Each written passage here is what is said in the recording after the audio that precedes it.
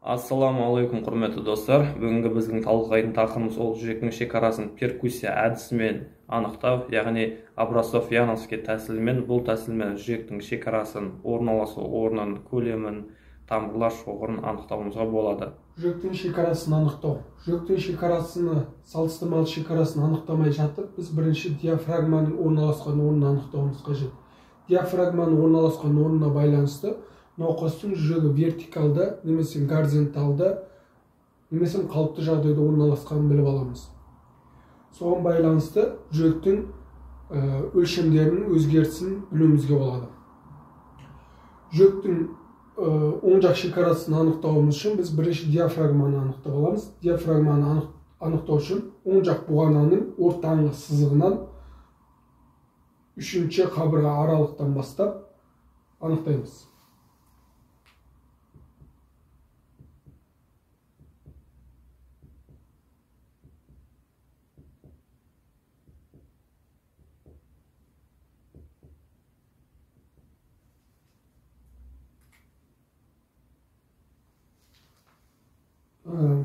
Бұдан соң біз төменгі шекарасын анықтағымыздан кейін бір қабырға аралық жоғары, немесе төртінші қабырға аралықтан бастап анықтауымызға болады. Яғни төске параллельді қойып перкуссия жасаймыз.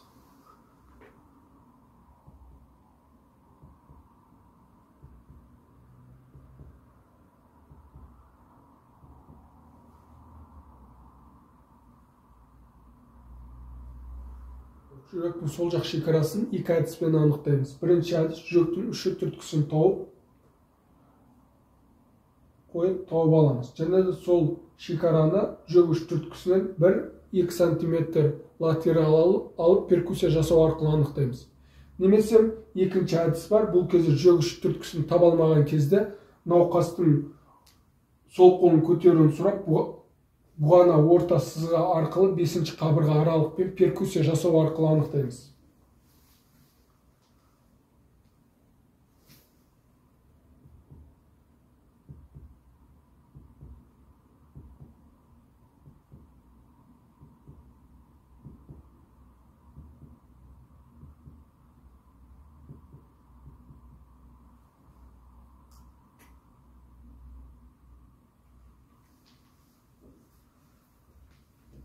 Жүректің сол жақ шекарасы сол жақ бұғана орта сызығынан 1-2 см медиалды орналасады. Келесі біздің жүректің жоғары шекарасын анықтау. Жүректің жоғары шекарасына төстің сол жақ қырынан 1,5-1 см латералды алып, екінші қабырға аралықтан бастап төмен қарай перкуссия жасаймыз.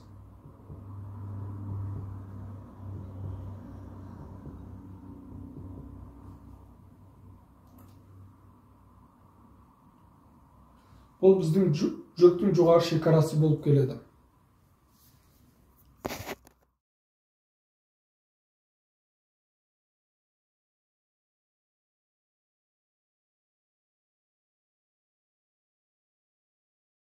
Жүректің конфигурациясын анықтауымыз үшін біз сол оң жақтан 3-4 қабырға аралықтардан, ал сол жақтан 5-4-3 қабырға аралықтардан анықтаймыз. Сонымен қатар біз тамыр шоғырыны 2-ші қабырға аралықта анықтаймыз. Оң жақтан конфигурацияны анықтауымыз үшін біз бұғана орта сызығы бойынша 4-ші қабырға аралықтан санаймыз. Бірақ бізде 4 нақты болғаннан кейін 3-тен бастап перкуссия жасаймыз.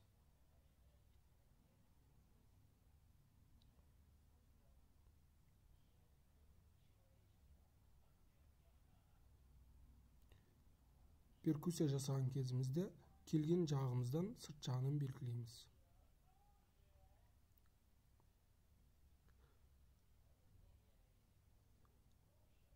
Ал сол жағымыздан есе біз 5-ші, 4-ші, 3-ші қабырға аралықтан санайтынбыз. 5-ші қабырға аралықта бізде болғаннан кейін біз 4-тен бастап перкуссия жасаймыз. Бұған орта сызығы бойынша.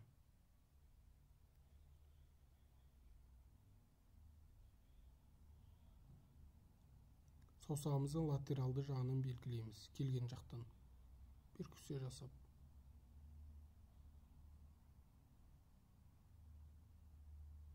Енді үшінші қабырғалық аралықтан жасаймыз. 4 жасап болғанымыздан кейін.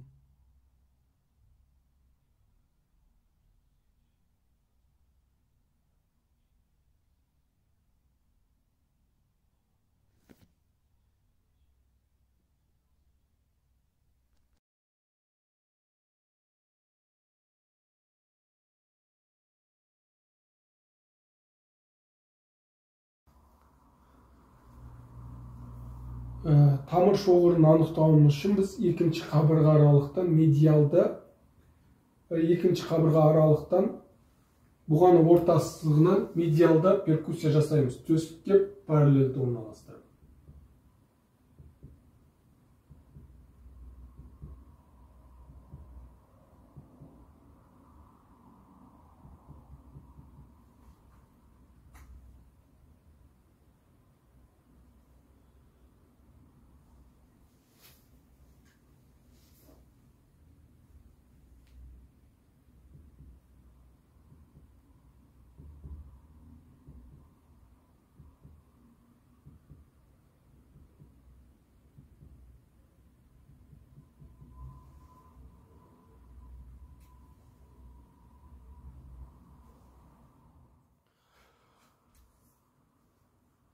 Қан тамырларының шоғыры біз екінші қабырға шекарасын анықтағанымыздан кейін оның өлшемі қалыпты жағдайда 5-6 см құрайды.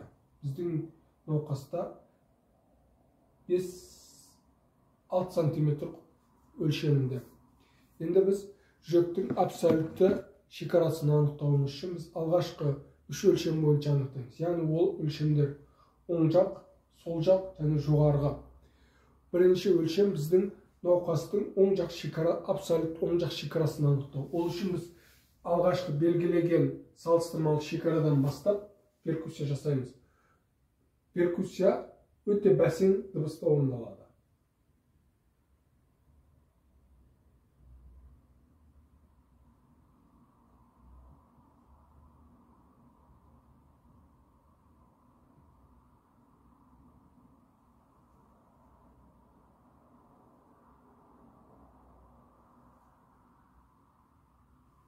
Ал оң жақ шекарасын анықтауымыз үшін оң жақ шекарасы енді сол жақ шекарасын анықтауымыз үшін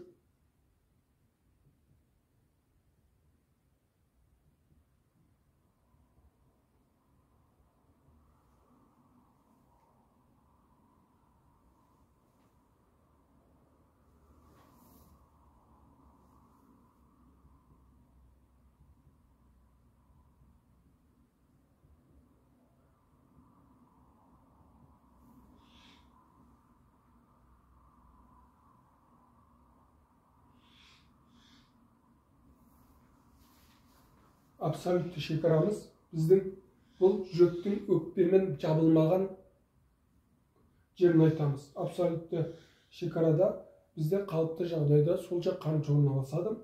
Және де абсолютті шекараның оң жақты өлшеген кезде біз төстің сол жақ бетін өтеміз.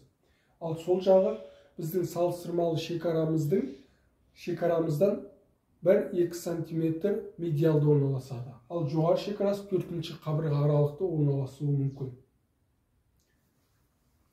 Қалыпты жағдайда науқастың жұдырығының өлшемі жүрегінің өлшеміне сәйкес келеді.